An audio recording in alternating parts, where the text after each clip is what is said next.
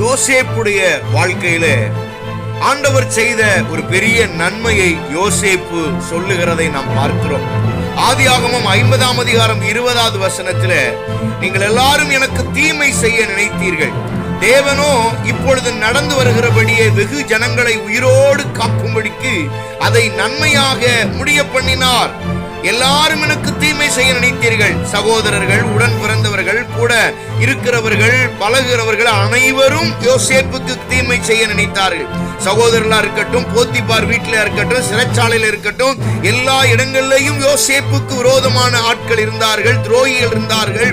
அவனை கீழே தள்ளுவதற்கு எல்லாரும் எத்தனம் பண்ணினார்கள். ஆனால் யோசேப்பு சொல்லுகிறான், எல்லாரும் எல்லாம் பண்ணினாலும் என்னை காப்பாற்றுகிற ஒரு கர்த்தர் என்னோடு கூட இருந்தால் அவர் தீமையை நன்மையாக முடிய பண்ணினார். இந்த காலவெளியிலே இந்த வார்த்தையை கேட்கிற தேவ பிள்ளையே, அநேகர் உங்களுக்கு தீமை செய்ய நினைத்திருக்கலாம்.